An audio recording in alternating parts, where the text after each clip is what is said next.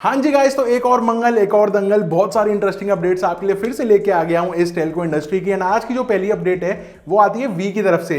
We के लिए काफी बढ़िया खबर है क्योंकि लास्ट मंथ इन्होंने 6,80,000 सब्सक्राइबर्स लूज करे। आप सोच रहे हो ये अच्छी खबर कैसे हुई? अच्छी खबर ऐसे हुई क्योंकि लास्ट 7 महीने का अगर आप डेटा रिकॉर्ड देखोगे तो इस महीने सबसे कम है ये जितने लूज हुए हैं। पहले के सारे महीनों में इससे भी ज्यादा सब्सक्राइबर्स लूज हुए, तो इस महीने के लिए हुई ना अच्छी बात। साले तू पिछले 7 महीनों में वी 1 मिलियन से ज्यादा सब्सक्राइबर खो चुका है एंड मार्च में ये नंबर जाके कुछ कम होना स्टार्ट हुआ। दूसरी तरफ अगर एयरटेल की बात करें तो एयरटेल ने अकेले मार्च में 17 लाख सब्सक्राइबर ऐड किए एंड जियो ने 21 lakh. On the other hand अगर फाइनेंशियल ईयर 24 को देखेंगे ना तो अकेले वी ने 16 मिलियन से ज्यादा सब्सक्राइबर लूज करे हैं एंड लिटरली ये बिल्कुल खराब हालत है इस समय वी की, अगर इतने ह्यूज नंबर्स में सब्सक्राइबर्स लूज हो रहे हैं तो। अगली अपडेट जो आती है वो आती है कॉल ड्रॉप्स को लेके एंड कॉल ड्रॉप्स के बहुत सारे रिक्वेस्ट और बहुत सारी कंप्लेंट्स आ रही है ट्राई के पास। ट्राई ने आइडेंटिफाई किया कि जो रेट है कॉल ड्रॉप्स का वो बढ़ता चला जा रहा है कॉन्स्टेंटली एंड सारे टेलीकॉम ऑपरेटर जो हैं इस पे उतना ज्यादा ध्यान नहीं दे रहे हैं। एंड लिटरली मैं अपना एक्सपीरियंस बताऊं तो मैं अभी नोएडा में हूं एंड मैं जियो यूज कर रहा हूं, तो इतना ज्यादा कॉल ड्रॉप है यहाँ पे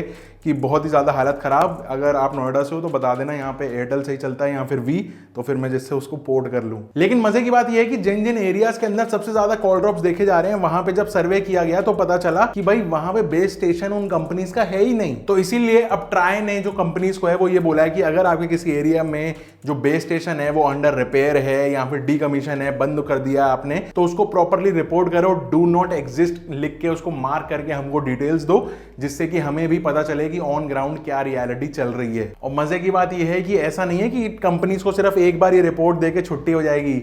हर क्वार्टर के खत्म होने के बाद 21 दिन के अंदर हर कंपनी को ये रिपोर्ट बना के देनी पड़ेगी, कितने टॉवर्स उनके काम कर रहे हैं, कौन कौन से बेस स्टेशन कहां पे वर्किंग है, नॉन वर्किंग है, अंडर रिपेयर है, क्या सिस्टम है, ये सारी रिपोर्ट अब मांग रही है ट्राई। अगली अपडेट सावधानी को लेके है। बेसिकली डीओटी ने एक मैसेज यहाँ पे निकाला है कि अगर आपको ऐसा कोई मैसेज वगैरह आ जाए कि मैं MS धोनी बोल रहा हूँ, मुझे 6,000 की ज़रूरत है, आप पेटीएम कीजिए, मैं कहीं पहुँच के वहाँ से आपको देता हूँ, तो इस तरीके किसी जाल में फंसना मत, क्योंकि अकाय कोहली का सीन हमने काफी पहले देख ही चुका है मीम्स के अंदर। कहने का मतलब है समझदार लोग वैसे भी नहीं फंसेंगे, लेकिन इसी चीज के या इसी स्कैम के बहुत सारे अलग अलग वेरिएंट्स, अलग अलग तरीके हो सकते हैं अलग अलग नामों के साथ। सो मे बी आपको जो है यहाँ पे स्कैम करने की कोशिश की जा सके। यहाँ पे ना आप नोट कर सकते हो गवर्नमेंट का पोर्टल है संचार साथी पोर्टल, यहाँ पे आप अपने लॉस्ट फोन्स को आप रिपोर्ट कर सकते हो एंड ब्लॉक भी कर सकते हो। दूसरा एक पोर्टल है चक्षु, उसके अंदर आप साइबर क्राइम्स वगैरह के रिपोर्ट कर सकते हो अगर आपको कोई फ्रॉड वगैरह किया गया है फोन से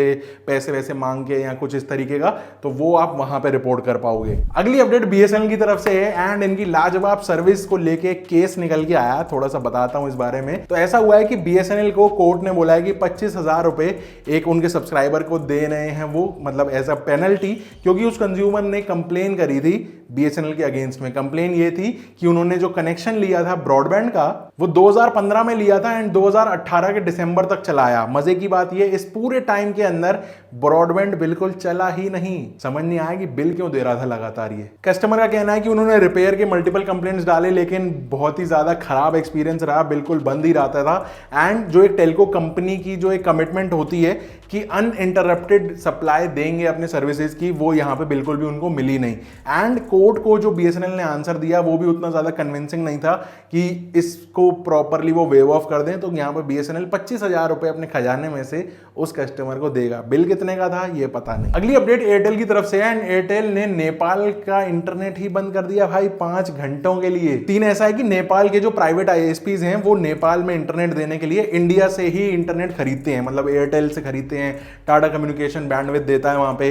तो यहाँ पे नॉन पेमेंट ऑफ ड्यूज के चक्कर में एयरटेल थोड़ा सा टाइट हो गया और कड़क हो गया और 5 घंटे के लिए उन्होंने नेट बंद कर दिया, थोड़ा डराने धमकाने के लिए कि भाई पैसा हमको चाहिए, नहीं तो आपकी इंटरनेट पूरे देश की बंद हो जाएगी। एंड जो अमाउंट थी वो छोटी मोटी नहीं थी, नेपाल की ISPs को मिलके ऐसा बताया जा रहा है 305 मिलियन के आसपास देने थे एयरटेल को। तो शायद थोड़ा बहुत पेमेंट पहुंच गया होगा तभी वहां पे इंटरनेट दोबारा से चालू हो पाया है। लेकिन नोट करने वाली बात यह है कि यहाँ पे सिर्फ प्राइवेट ISPs की बात हो रही है। ये जो स्टेट है वहां का, जो वहां की गवर्नमेंट के ड्यूज थे वो तो रेगुलरली पे कर रहे हैं, तो उनका नेट बढ़िया चल रहा है। लेकिन जो प्राइवेट प्लेयर्स हैं उनके लिए ये 5 घंटे की असुविधा दी गई। अगली अपडेट गर्मियों को लेके है, एंड क्योंकि अब गर्मियां आ गई हैं तो हमें तो पता चल रही है कि भाई कितनी दिक्कत है यहाँ पे गर्मी में, लेकिन सेम गर्मी का एहसास टेलीकॉम कंपनीज को भी हो रहा है, क्योंकि जो उनके टॉवर्स लगे होते हैं उसके लिए एयर कंडीशनिंग या फिर जो बेस स्टेशन के अंदर एयर कंडीशनिंग लगी होती है, फ्यूल कॉस्ट होती है, वो सब यहाँ पे बढ़ने वाला है।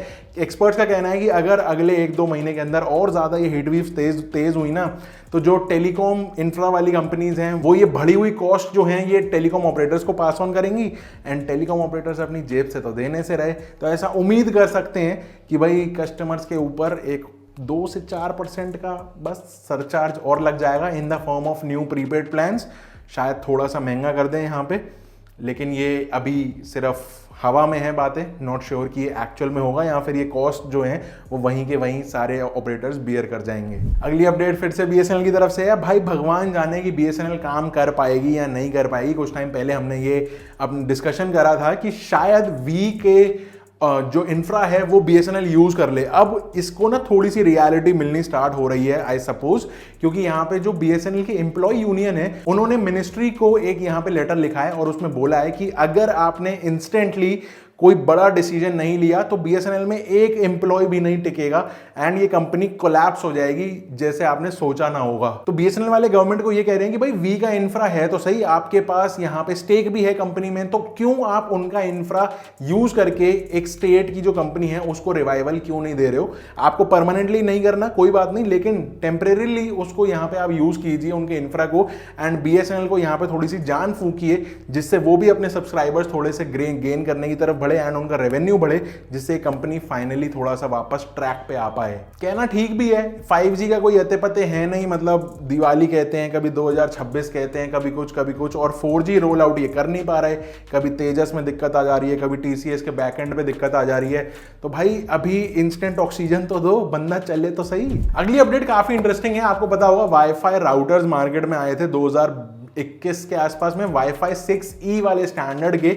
अब जो COAI है वो यहाँ पे कमेंट कर रही है इस चीज के ऊपर कि वाईफाई 6E वाले राउटर्स को बैन कर दिया जाए। पर्टिकुलरली 2020 तक में जो बने थे वाईफाई 6E स्टैंडर्ड वाले मॉडल, उनके लिए बोला जा रहा है कि भाई उनको बंद कर दो। क्यों? क्योंकि उसका एक खास रीजन बताया जा रहा है। जिनको नहीं पता, वाईफाई 6E जो है वो एक एक्सटेंडेड वर्जन है वाईफाई 6 का, बेसिकली कुछ लिमिटेड चैनल्स के साथ में 2.4 गीगाहर्ट्ज और 5 गीगाहर्ट्ज तो ये सपोर्ट करता ही है, लेकिन साथ में 6 गीगाहर्ट्ज की फ्रीक्वेंसी भी यहाँ पे सपोर्टेड रहती है। अब 6E से पहले जो सिस्टम था ना वो लिमिटेड चैनल के ऊपर काम करता था, एंड 6E के आने के बाद हो क्या रहा है कि मल्टीपल जो डिवाइसेज हैं आजकल घरों के अंदर वो सेम चैनल पे लैच ऑन हो जाते हैं, एंड जिसकी वजह से जो स्पीड है वो हर डिवाइस पे थोड़ी सी रुकावट देती है, उतनी प्रॉपर ऑप्टिमाइजेशन नहीं हो पाती। तो कस्टमर परेशान होता है, वो कंप्लेन करता है अपने ISP को या फिर ऑपरेटर को। तो पता चला है कि वही दिक्कत इन राउटर्स की स्पेसिफिकेशन के अंदर है। तो अब बोला जा रहा है कि पुराने वाले फेड आउट करो, उनको बैन कर दो जिससे वो बिकने बंद हो जाएं, तो इवेंचुअली ये दिक्कत धीरे धीरे रिजॉल्व हो जाएगी। अगर आपके पास भी एक 6E का राउटर है तो नीचे कमेंट करके बता दो। अगली अपडेट इंडिया के सैटेलाइट कंपनीज को लेके है। बेसिकली इंडिया की जितनी भी सैटेलाइट ऑपरेटर वाली कंपनीज हैं उनके लिए खुशखबरी ये है कि भाई अब वो इंटरनेशनल स्पेस के अंदर भी अपने ऑपरेशंस कर पाएंगे। ऐसा इनस्पेस ने यहाँ पे एक स्टेटमेंट निकाला है। बेसिकली सैटेलाइट कंपनीज जो है ना, ये इंटरनेशनल जो ऑर्बिटल रिसोर्सेज हैं उनको यूज कर पाएंगे एक प्रॉपर लाइसेंसिंग सिस्टम से। तो अच्छी ये बात है कि इंडिया के अलावा अगर इंटरनेशनल स्पेस के अंदर भी इंडियन प्लेयर्स जगह बनाएंगे तो उन कंपनीज का ही फायदा होगा। तो जो हमारी इन स्पेस बॉडी है उन्होंने गाइडलाइंस रिलीज करी है सारे ऑपरेटर्स के लिए कि भाई आपको ऐसे ऐसे ITU के अंदर अप्लाई करना होगा, इंटरनेशनल टेलीकॉम यूनियन, एंड उसके बाद फॉरेन रिसोर्सेज को आप यूज कर पाओगे एंड अपनी सर्विसेज दूसरे देशों में दे पाओगे अगर एक्टिव हो गई हैं तो। वैसे एक बात ये भी तो है कि अगर इंटरनेशनली ये सारे सैटेलाइट्स जो हैं बाकी जगह से भी पैसा कमाएंगे तो क्या इंडिया के लिए स्पेसिफिकली थोड़े से पैसे कम करेंगे या फिर नहीं? क्या लगता है बताना नीचे। तो ये कुछ था आज के इस पूरे टेलको ट्यूसडे के अंदर। आई होप आपको वीडियो पसंद आई हो तो लाइक कर देना, सब्सक्राइब कर देना चैनल को, एंड इस हफ्ते से बहुत ही धमाकेदार नए कैटेगरी के वीडियोस आने स्टार्ट होने वाले हैं, तो मेक श्योर आप स्टे ट्यून्ड रहना। I will see you in the next one. Till then stay safe, stay sarcastic, see ya and goodbye।